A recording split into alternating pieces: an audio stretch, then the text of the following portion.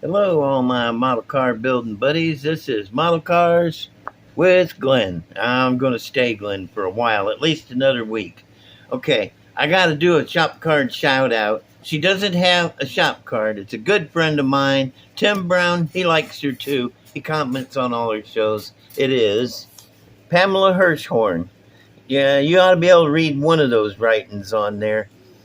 Uh, she knows more about cars than GM, Ford, and Chrysler all put together. I ain't kidding. She knows a lot about cars, especially the older ones. Okay, and she does car shows, wherever they come out, showing all her cars, and goes around looks at all of them. But she doesn't go to just the ordinary everyday cars that you see all the time. She finds out. She goes and surfs out the weird ones, the oddballs, the ones you don't see every day, the really interesting ones. It's a great show. I watch her every time she's on. Uh, Let me see. What else can I say? She's just the nicest person. If you type in on search on YouTube, you type in Pamela Hirschhorn. It's got two H's in there. See, them's are H's. They don't look like H's, but trust me, that's what they are.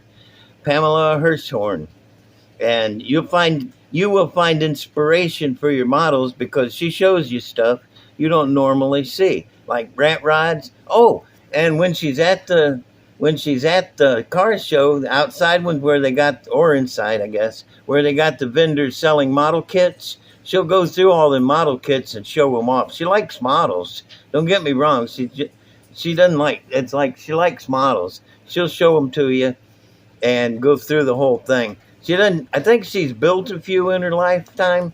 Probably not a whole lot, but it's not a model's website. It's cars, but she shows models too. I am just going on and losing myself, so that's going to be a good shout out for my good buddy Pamela, nicest person you'll ever want to meet. And go check out her show. It's really good. I watch it every time. All right, I'm gonna put this one up here for background just cause I want to. And I noticed you saw this. Yeah, I jabbed a knife into the end of my finger. But don't worry, it's okay, it's cool. Uh, it hurt a little bit, but I'm a big, strong man, so I only cried for like a minute and then, got over it. I got it bandaged up now because blood was just spraying all over everything. Okay. Oh, yeah, and you might want to notice this too. That's not dirt under my fingernails. I paint them black from the backside. I think it looks sexy. All right, the Corvair. I'm getting right to the Corvair.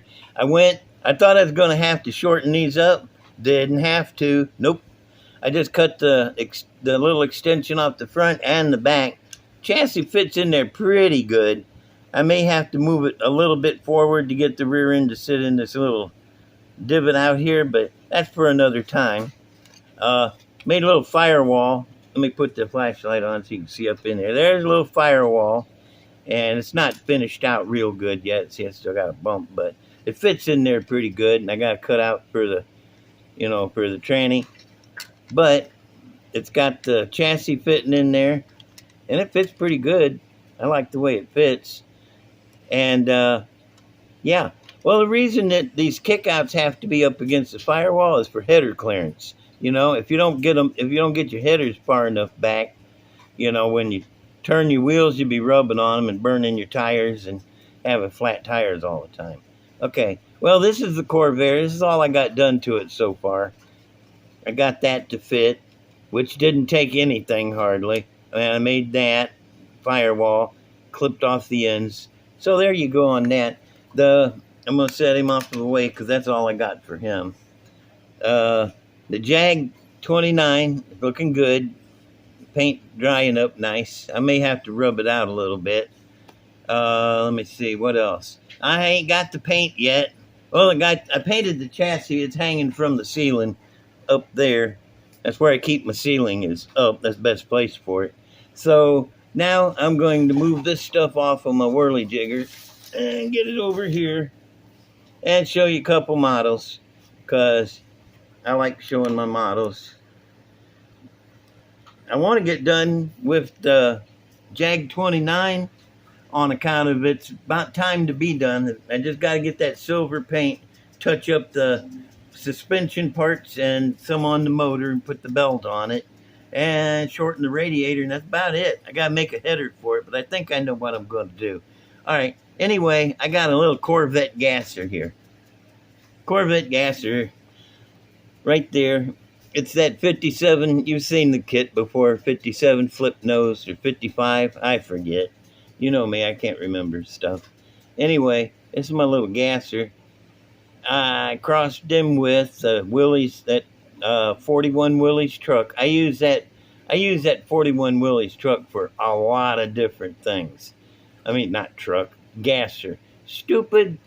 I'm still having trouble learning how to talk and think at the same time. It ain't as easy as it sounds. Anyway, this is my little Corvette gasser. I like this guy. He's pretty, and he's got a good stance. And the motor not half bad. I did manage to get the fuel lines up there. One of these days I'll show you. I got a neat way of putting those fuel lines on where you drill all the way through and then drill all the way through the block and then you sew it. You run the lines around. It's just one line, one piece of wire going all the way around. And then down to the fuel pump and then over to the gas tank and around she goes. And there's spark plug wires. One of my famous homemade belts, and just knocked the front end loose. Wheel fell off.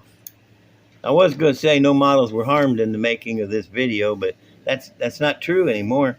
Wheel just fell off. You know how old this guy is? I don't. Hey, y'all shut up over there. I'm going to trade these guys for a cat. Buddy's over here pulling on my arm. I think I quit it. You turd. I think I can put this wheel back on. Yeah, that's better. All right. Well, that's is it a 55 or 57? I don't remember. But he looks cool. He's got the headers. You can see the headers up in there.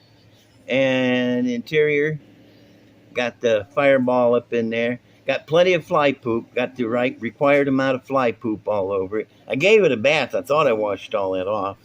And the drive shaft is not there, of course. Should have one as much as I put into this thing. Look, it's even got the shroud lines and the pull cord going up through the trunk there. So you can pop the chute. That's enough of this guy. Let me show you this one, though. This is an altered wheelbase, an AFX Ranchero. That little one that's out right now. And it's available. I moved the wheels forward on the back. Left the front wheels where they were because they fit pretty good.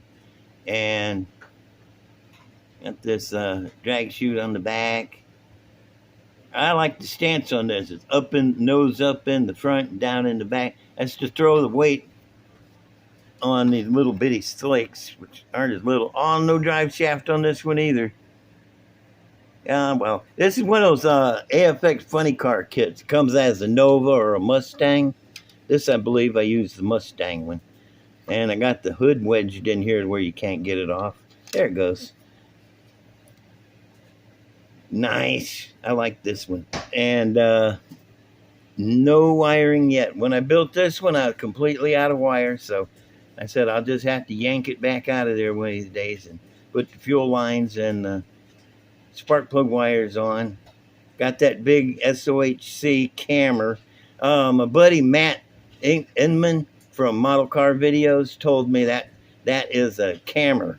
That's what they call that. He's a good guy. You guys need to check out his channel, Model Car Videos.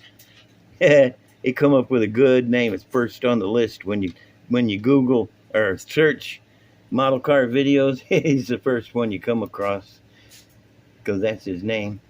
I wish I'd have drilled holes in the front axle. It would have looked a lot better. This is my little Ranchero. You see a fire bottle sticking up there on the thing. No tack. Wow, that's different. Usually I put a tack in everything. And this is Ranchero. I got one more to show you. This one I've done a lot too. This is at what is it? 66 Nova, 67 Nova, something like that. Pro Street. You can tell by the wheel tubs in the back and the chassis. Drive shaft. I gotta get one in once in a while. Oh, the suspensions on this are out of a Polar Lights funny car. I bought a lot of those Polar Lights funny cars, like maybe 20 of them over time. I got the rear wheels moved up, had to cut them out and move them up. Front wheels are shoved all the way up. You know, we're almost to the bumper. But here's the trick. The hood. This is a 67 Chevelle hood. You know that Rebel kit? And this is the hood off of the Nova. I had to piece them together. Did a pretty good job. Can't see the line. You recognize that bump in the hood. It used to be, it had a round hole in it. I had to cut it out. But you notice anything weird about its profile? Oh, look how long this is back to here. Yeah, I took a piece out of the roof and I moved the windshield. It was all the way up here. I moved the windshield back to here. I wanted a real long front end on it. And that's the best way I could figure to simulate it, moving the windshield back. You don't notice it right off the first. You think, there's something weird about that car. But that's what it is windshield is moved back. It makes the fenders look longer, but they're not altered a bit other than, move the fender wells up. Oh, I got to show you the motor. This one I did. I got the fuel lines, which was incredibly difficult. They go in on the outside at the base of the stacks, and they cluster in on the inside on a fuel distribution block. If you look real close, I hope you can see that little throttle linkage going across the front there. I'm not even going to attempt to touch it. It'll fall off on me. Can you see it? I can't hear you. Anyway, I got the fuel line running down to it. Got the funny car headers on it. I like those. Those come out really good. And spark plug wires, of course. Spark plug wire is about the easiest thing to put on a model. Therefore, I do it a lot. And made this neat bracket to hold the fuel tank. Got the little holes drilled in it. Got the headlights covered up. I like the look of headlights covered up. I usually put a decal on them, but I didn't on this one. This is the Supernova. How do you like it? I like it. This is one of my more favorite cars. You can tell when it's a favorite because it's got more detail in it. Like, there's a fire bottle up on the dash. You can reach up and grab it. And got the gauges there on top of the steering thing. Oh, there's a tack right there on the steering column. See it? Got the aluminum interior, and I put some door handles in there so you can get out instead of being trapped. And yep, this is, what the hell year is this thing? I probably got 10 of them around here. You'd think I'd be able to remember. Oh, and these stacks. Oh my God, I wanted stacks so bad to go on it that I went up to Hobby Lobby and bought a long piece of aluminum tubing and chopped it up and flared the ends to make those stacks. That wasn't easy, and I'm not about to do it again. I still got another piece of aluminum tubing in case I want to do it again. Ain't gonna happen. Nope. There's plenty of kits now that got stacks in them, so I'll just use some kit stacks. But this is my Supernova, and let me know what you think of it in the comments down below. And about my time limit, I'm going to leave him right there so you can look at it. I wanted to say, leave me a comment and maybe a like if you like it. Leave me a like if you don't like it. Come on, man. Y'all can be cool. And let me see. Like, comment, subscribe. What's wrong with you, man? I'm only like 8 subscribers from hitting 500. I mean, I never thought I'd get 100, to tell you the truth. And I got 500, almost 500. So y'all hit that subscribe button.